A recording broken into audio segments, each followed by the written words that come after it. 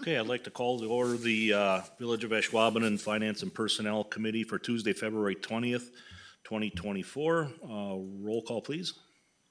Chris Serval, Here. Kelly Service, Here. Tracy Flukie, Here. and Tom Selk. Here. Please stand for the Pledge of Allegiance.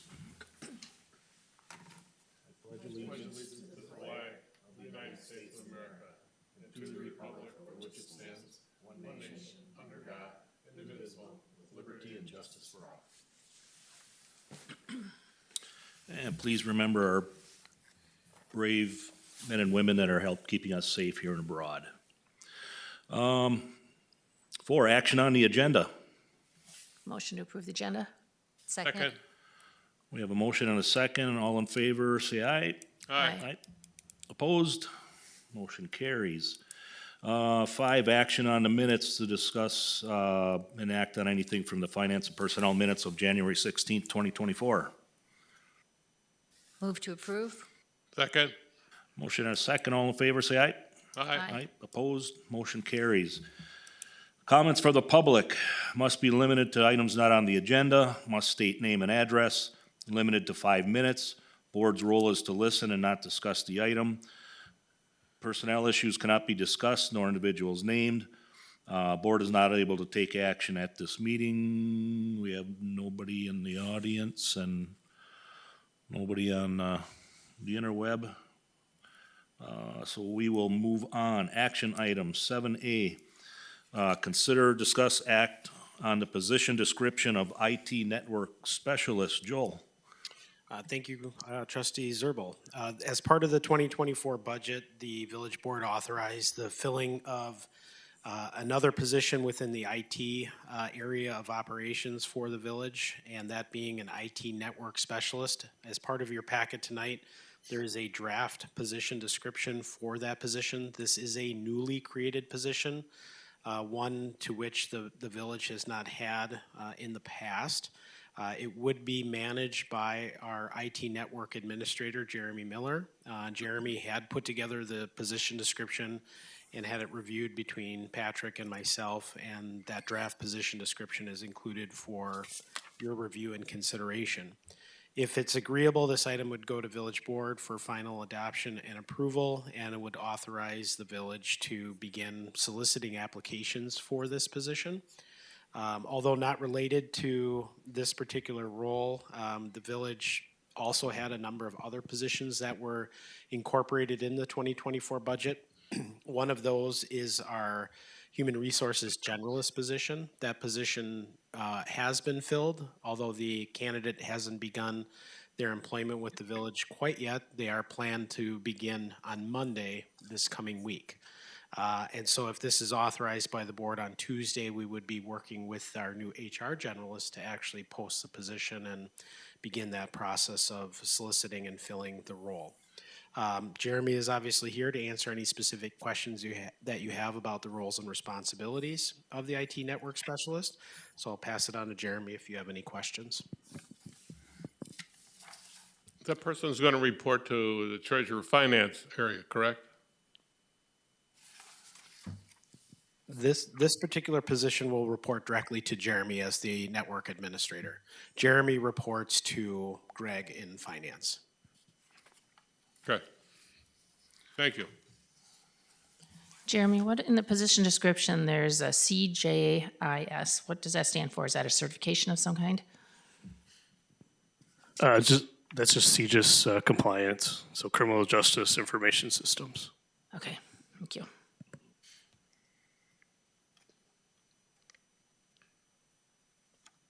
Then the wage scale, it looks like it's a level 8. So what are we planning to list that position at? Will we start at the minimum or mid, or what are you thinking on that? Certainly. When we do advertise for positions, we advertise the full wage scale. So you have your starting wage, which is step 1, up to the max grade, step 15, and then the hiring range within that, which is the max step of 6. So when we advertise, we have the lowest end, the highest end. So a candidate understands what the full range is as of this year, so they can kind of see that wage growth. We find that to be an effective tool in recruiting candidates so that they know what the full wage range is. But then we also notify them that we will hire up to this step, Okay, and then include that wage for grade 6 or step 6. okay.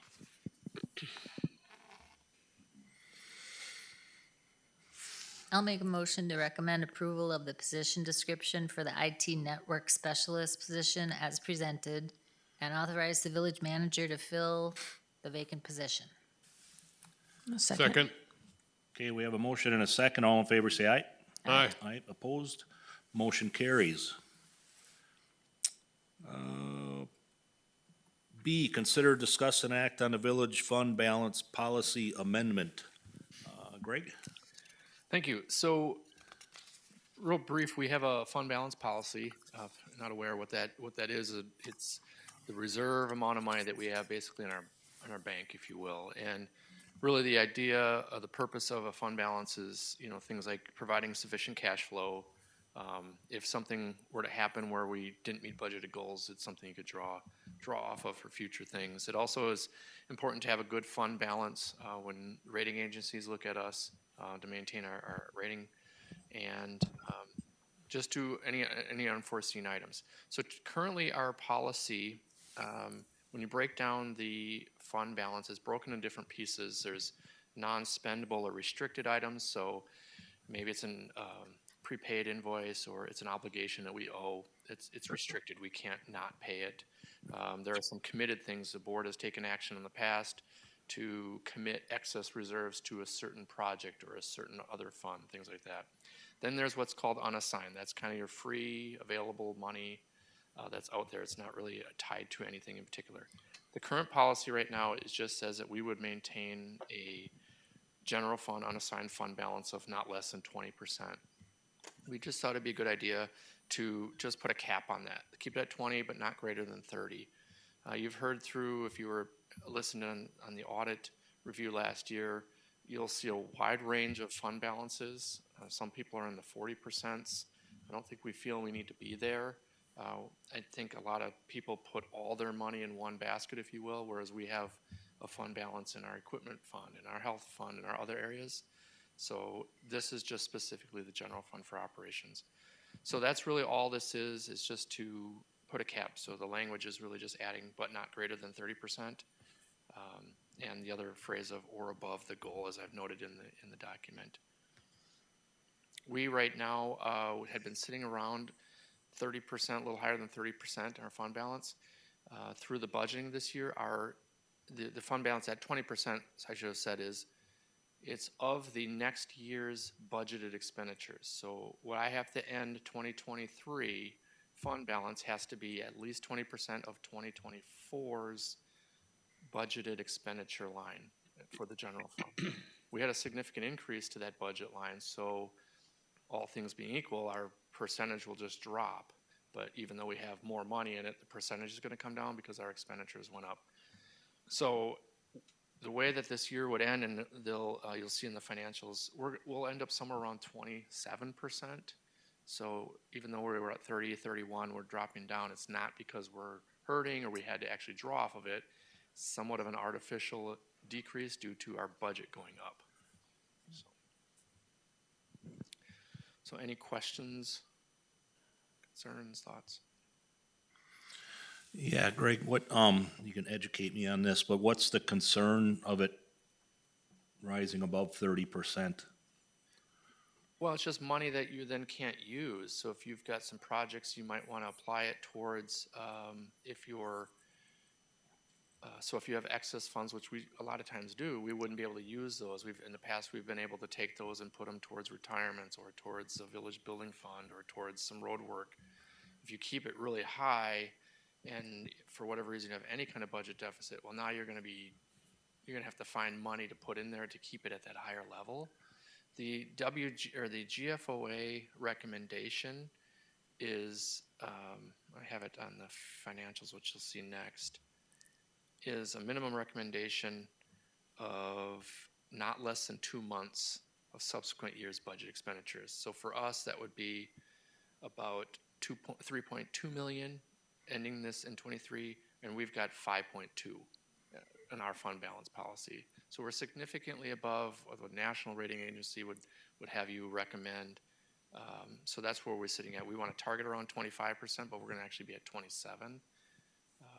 And so keep it higher. Sure, it looks great. You got a lot of money in the bank, but if you don't have a catastrophic event or something, you're really not going to use it. And I think it's nice to have, but we would be foregoing the ability to use it for other projects that we would have to either borrow for or raise taxes to do or something like that. So if it's unassigned, it's not very liquid, It's very correct? liquid. It's very, see, that's where I'm a little confused. Yeah, it'd be the opposite. So it's very liquid. It's not tied to any particular project or other operational expense. It's basically unexpended funds or excess revenues from the prior years of operation that are left in the general fund. Generally speaking, if we have those dollars available, we may assign them to a particular fund or reserve account for a future expenditure or purchase. As an example, as Greg had mentioned, oftentimes we will transfer funds from excess fund balance from the general fund into the employee retirement account because we know we're going to have so many retirements in a given year and we need to have cash on hand in that account to make those payments or payouts to the retirees. Or you could put it towards, and this is a bad example here, but in many municipalities, you might have a reserve account for a large future expenditure. Maybe you're buying a new fire engine and you don't want to borrow or take out. Again, Ashwaubenon has been blessed to not have to do that, but many municipalities can't afford a $1.5 to $2 million fire engine. So they'll take fund balance, unexpended fund balance, put it towards a reserve account to make that purchase so they can avoid borrowing. A couple other key things here to tie into Greg's comments. So first, we have a minimum fund balance. That's what crediting agencies or credit review agencies are really looking for, is to ensure that you have what you prescribe as your minimum fund balance that will help your credit rating so that you can ensure a solid interest rate on any issuance of bonds and things of that nature. The maximum ties into that to some degree as well. So if your policy was at 30% and you had, let's say, 100% reserve, unaccounted fund balance reserve, bonding agencies or rating agencies may look at that negatively too, saying, well, you have all this cash on hand. Why are you borrowing to begin with? Why don't you use some of your cash on hand in order to make that acquisition, purchase, or project? So having that range gives you that tool then to get an effective credit rating from those rating agencies when it comes to that. Beyond that, and it's a little anecdotal, when you have that range, you're telling your taxpayers that you're going to be good stewards of their money, right? So when we budget annually, that budget should be balanced. The revenues that are coming in should match the expenditures. Over the course of a year, we know that isn't always the case. We take in more revenues, maybe we have fewer expenditures, and if all things are going well, we have a positive net fund balance at the end of that, net balance at the end of that year.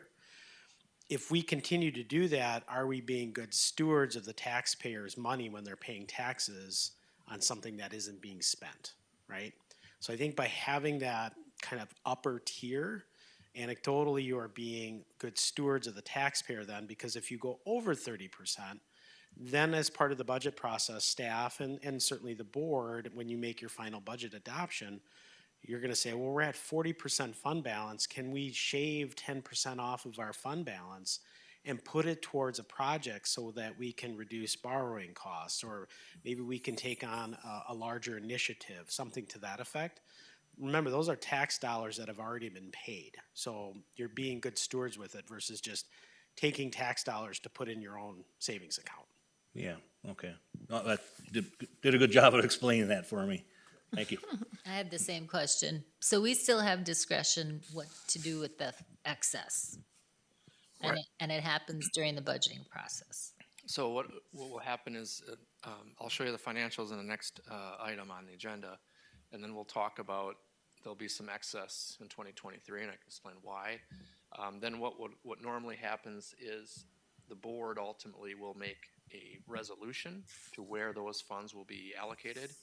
Maybe it's within our own general fund unassigned balance, or maybe it's going to go towards another capital projects fund for a specific purpose.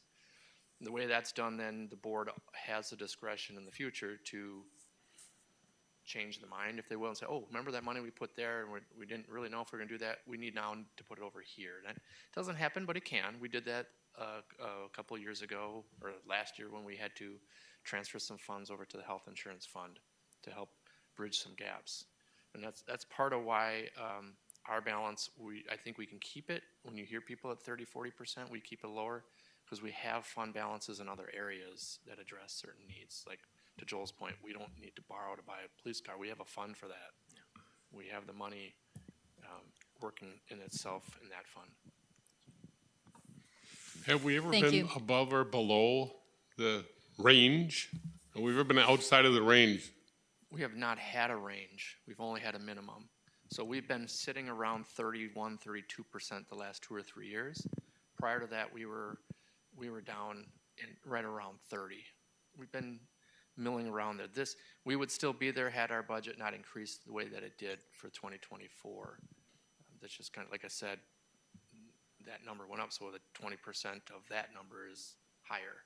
But we've been typically around 30% for a number of years. I think every One of the year, ways you can utilize the excess fund is to reduce the tax bill the next year, correct? Make the taxpayers happy, right?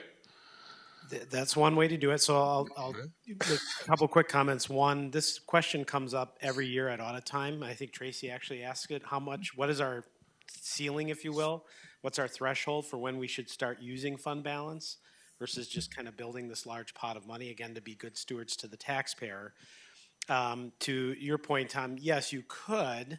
I think we would argue from a staff's perspective that you're going to want to utilize those funds if you're going to do that in that regard for one-time purchases or singular event purchases. You should not use it to offset ongoing operational expenditures, meaning if you have a capital project or an equipment purchase, you're going to make that purchase one time. That would be an appropriate use of those funds. If you were to use it to create a structural deficit within your budget, I think we would both advise not doing that, because now, the next year, even though you have that funding for that one fiscal period, you won't have it again in that next period. So what you're saying is you'll find a use for it. Yeah, or through committee and board, certainly. To Kelly's point is that range is a policy. It's not necessarily hard and true. The goal is to stay within the range. So if you're at 32%, you're ideally going to want to get down to 30, but it doesn't necessarily mean you need to take a knee-jerk reaction to being 2% above. If you're below 20%, same thing. But it's definitely something you need to be a little bit conscientious of and cautious, because if we do have to go out for a credit rating, they're going to look at that, and they're going to look at your history then as to why you went below your 20% threshold. So if you're making, let's say you're making decisions like taking fund balance and creating operational or structural deficits, your credit rating bureau is going to look at that and say, that's not good. We can't give you a favorable rating because you're not utilizing your finances appropriately. So we would, certainly advise you of that as well.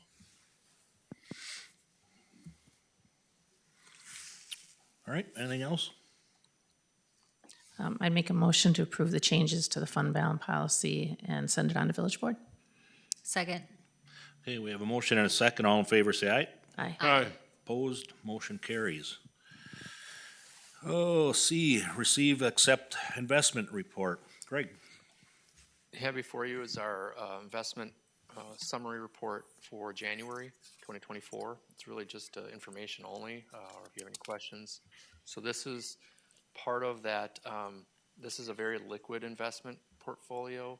That's the highest priority liquidity or safety liquidity yield. That's how we look at it. This is some of these dollars would be some of those reserve dollars, so they are liquid. They're able to come out.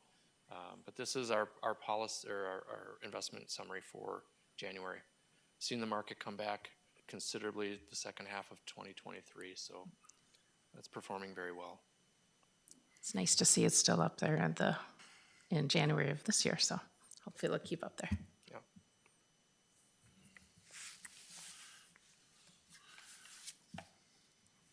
In that policy range, you're just considering the general fund, not the utility fund. Correct. Do they have a similar range or not? The utility fund, it acts more like a business, so it's a little bit different, and, you know, there is not a policy specifically for them. It's more based on rate of return. There's other factors that the utilities follow when they do their financial reporting versus just fund balance.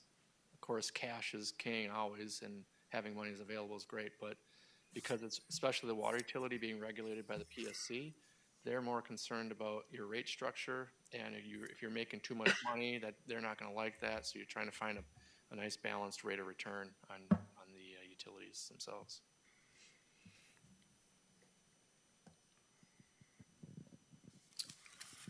Okay, I think that this was information only. Anything else on this matter? No? Okay. We'll move on to D. Consider, discuss anything on the unaudited 2023 general fund financial statement. Right. Thank you. So this is a snapshot. Obviously, the auditors are coming in next week, so there could be some adjusting entries. Typically, we really don't have too many, but so this isn't final numbers, but it is giving you the general fund overall year. And I just wanted to touch base on a few items. So there were a lot of, we talked about having a balanced budget and trying to meet that, and there's always going to be some puts and takes. So the big ones for this year were interest income. If you notice, we had significantly more interest income as a whole, both in our, what we keep in our bank account and then what in our investment portfolio. So that was a really big win. We had the remaining, if you recall, the fraud case we had a number of years ago. We were able to get the remaining lost funds on that. So that was a $100,000 win. That was for the books.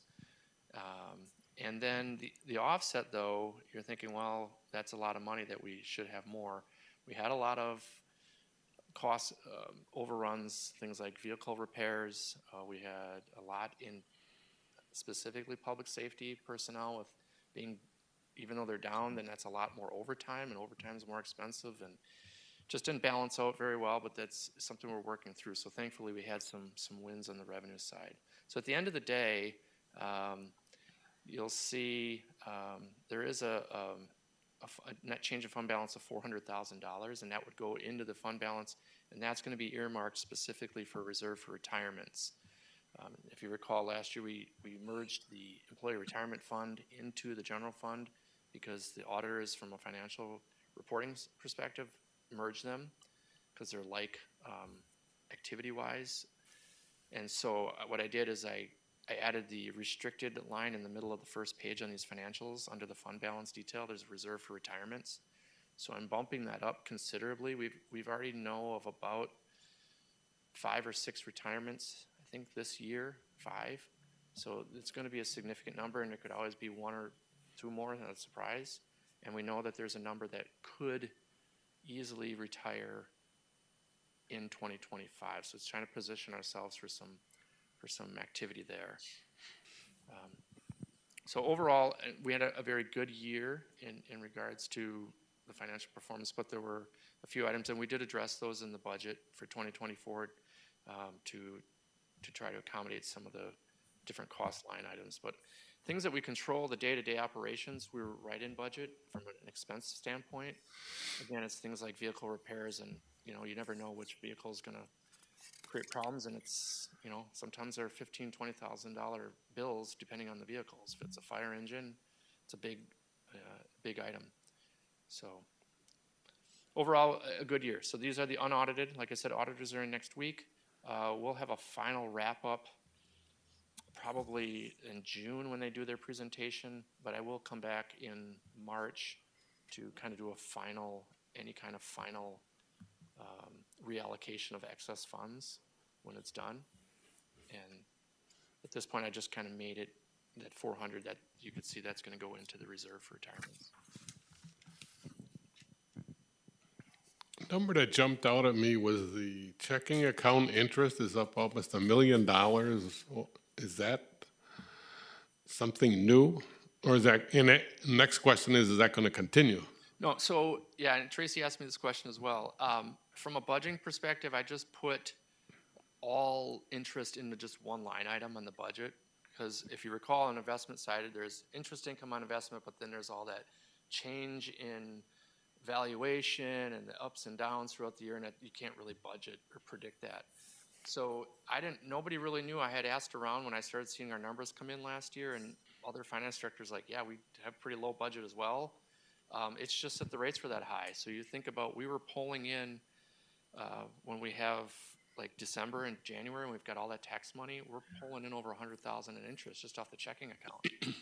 So it was a significant change in our interest income over just basically our checking account alone, just what we have sitting at the bank. And that gets repositioned and spent down during the year, but the rates are so favorable. So we did address it a little bit in the budget, but not, I wasn't just gonna jump from 150 to $1 million, because then what happens when it comes down? Now you've got to reduce, and to Joel's point earlier, you've got, operational budget items. You don't wanna, this line is a variable that I asked around again in the fall. What are you guys doing on your interest line? Like, we're too scared to put a big number there, because we don't know if next year it's just gonna change again. So I think we settled around $500,000 for 2024. I would suspect we'll have a positive variance for 2024, the way things have started already this year. So typically you just put it in one line item, so it's the interest on investments, and it's the 150,000 that you budgeted for last year. Yeah. I believe this 2024, I did do them in multiple lines. Separate. I just between checking and investment. Again, the investment's got more, you're not seeing, there's like 4 different accounts that you have It's hard to. the plus and minus of the valuation of the account. That's just, it's a summary of those.